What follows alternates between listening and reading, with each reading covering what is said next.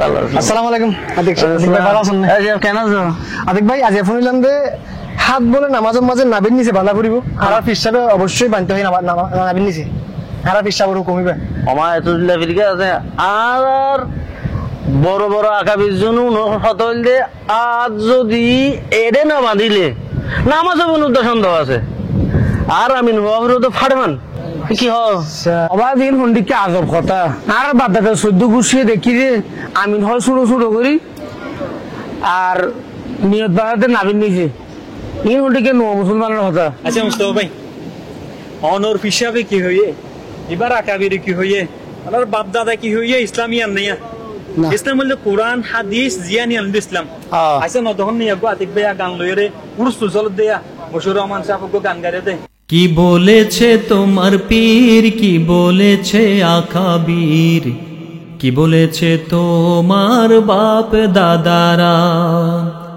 কি বলেছে তোমার পীর, কি বলেছে আকাবির, কি বলেছে তোমার বাপ দাদারা। ওইসব কিচ্ছা ছাড়ো যদি বন্ধু পারো, ওইসব কিচ্ছা ছাড়ো যদি বন্ধু পারো, কোরআন হাদিস জেনে বুঝে একটু তুমি পড়ো, আল কোরআনটা বুকের মাঝে আঁকড়ে তুমি ধরো। কি বলেছে তোমার পীর, কি বলেছে আকাবির, কি বলেছে তোমার বাপ দাদারা, কি বলেছে তোমার বাপ দাদারা। তোমার নেতা তোমার শায়েখ আসল দলিল না, শয়তানও যে ওলি সে যে দিতে পারে ধোঁকা। তোমার নেতা তোমার শায়েখ আসল দলিল না, শয়তানও যে ওলি সে যে দিতে পারে ধোঁকা। তাই বায়াত নেয়ার আগে বন্ধু, বায়াত নেয়ার আগে বন্ধু আমির যাচাই করো। কি বলেছে তোমার পীর, কি বলেছে আকাবির, কি বলেছে তোমার বাপ দাদারা, কি বলেছে তোমার বাপ দাদারা। সত্য এসে যাওয়ার পরে মিথ্যে হই বিলুপ্তি, জেনে বুঝে তবু তুমি করো চল চাতুরি।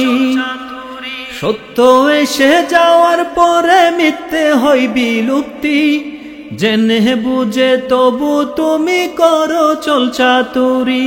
কেন দল কানার মতো বন্ধু, দল কানার মতো বন্ধু মুনাফিকি করো। কি বলেছে তোমার পীর, কি বলেছে আকাবির, কি বলেছে তোমার বাপ দাদারা, কি বলেছে তোমার বাপ দাদারা। কার নামেতে করছো গীবত কাউকে দেও গালি, তোমার কাণ্ড দেখে দেয় ইবলিশ হাতে তালি। কার নামেতে করছো গীবত কাউকে দেও গালি, তোমার কাণ্ড দেখে দেয় ইবলিশ হাতে তালি। তাই তুচ্ছ বিষয় নিয়ে বন্ধু, তুচ্ছ বিষয় নিয়ে বন্ধু বিভেদ করা ছাড়ো।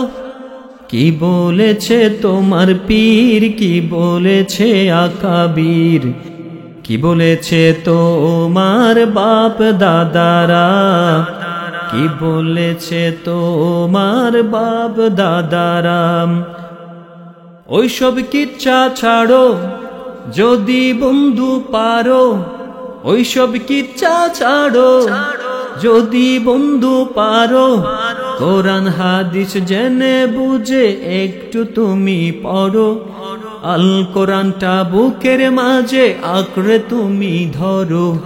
কি বলেছে তোমার পীর, কি বলেছে আকাবির, কি বলেছে তোমার বাপ দাদারা, কি বলেছে তোমার বাপ দাদারা, কি বলেছে তোমার বাপ দাদারা।